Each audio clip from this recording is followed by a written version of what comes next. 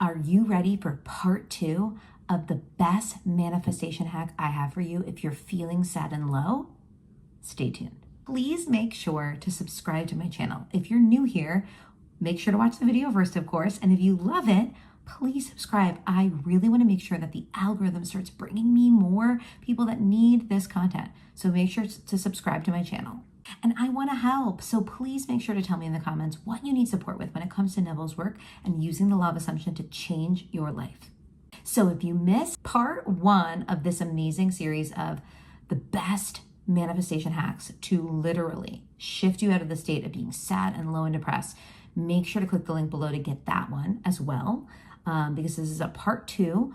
But today I want to really talk about something that has literally been a game changer for me in this journey. I have done it all. I have read Conversations with God and Course in Miracles, and I was a Buddhist and I was a Christian.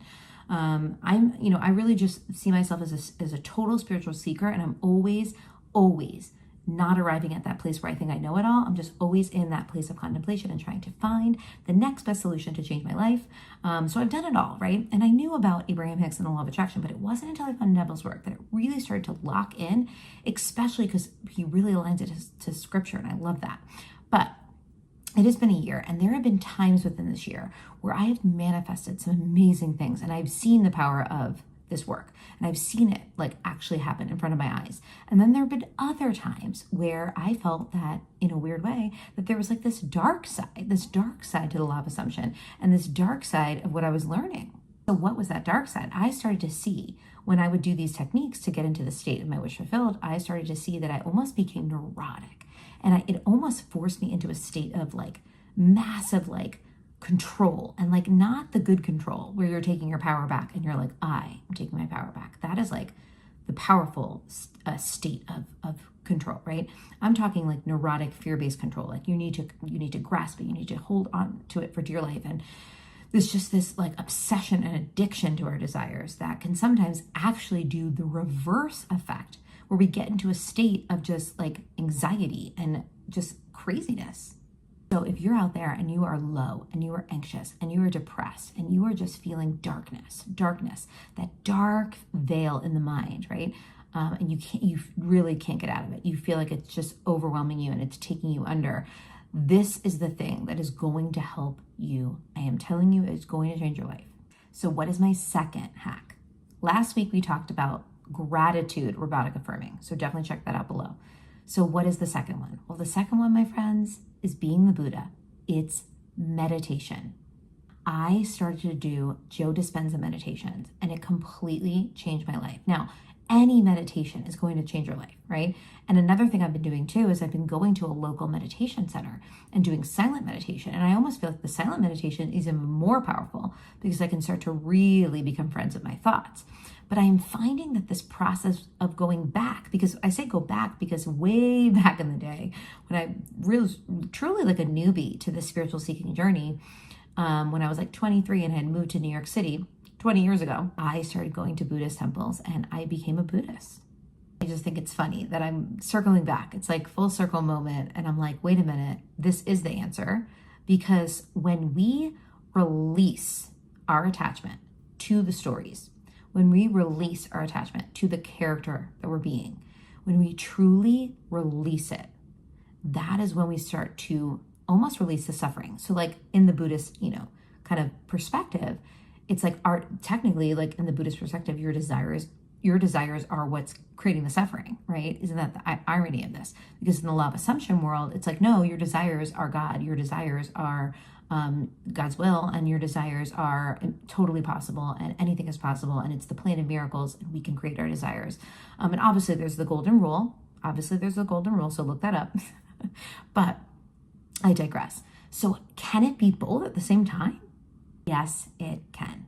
And here's why. Because when we reset ourselves to neutral, because remember, we're always in a state. And I talked about that this past Tuesday, so check that out. I talked about how we're always in a state, okay? And it was the video about what we need to repeat in order to manifest our dreams. So it's always the state on repeat. And because we're always in a state, how do you truly shift states? If we're always in a state and we're in a low state, and we feel like we can't get out of that low state, how are we going to shift the state? Because remember, it's the dominant state that manifests and that gets impressed into the subconscious, right?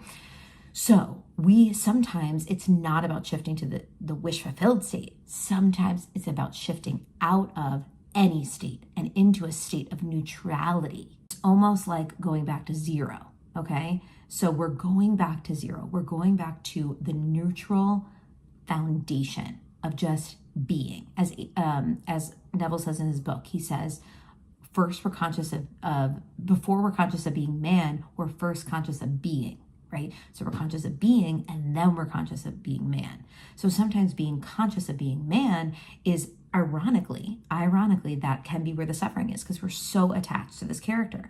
So we have to kind of get back to neutral. And the more we do a process of meditation, the more we slow down the character mind and we get into just being, we get back to that quantum field. We get back to the all of it all, right? And we really start to just really tap into that energy of love.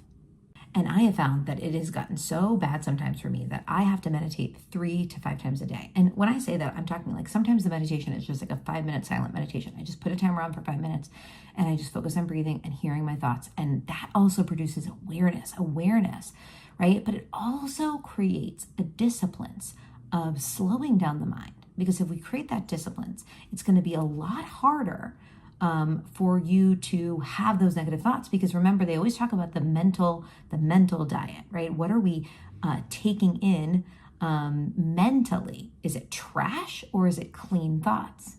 So the reason why I love Joe Dispenza's meditations and his book too, is because he really helps you through his words in the meditation. He helps you get out of the character, right? And get out of the circumstances and get out of all the drama. And as Neville would say, like the world of Ceasar, if you will, right? And forces you to go back to the nothingness of no character, no time, no space. And that is helping you get back to that beingness, right? But once you're in the beingness, what I started to see, because sometimes I'm just so low that I'm just meditating and I'm just like, I'm just releasing and I'm just trying to get to that moment where I can potentially process the grief or process whatever emotion's coming up that's really low and negative, right?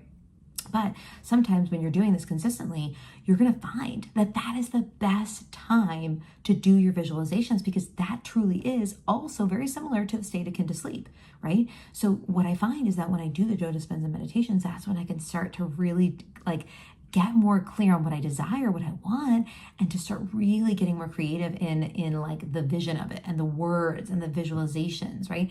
And start to embody what I desire. And so I find that it's almost like a twofold solution.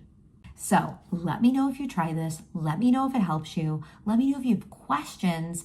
I would love to support you. Tell me what's going on with you. Tell me what you're feeling and thinking. And I'm here to support you in changing your state, changing what you're thinking so that you can live your heaven on earth, because you deserve it. Please subscribe and I'll catch you soon.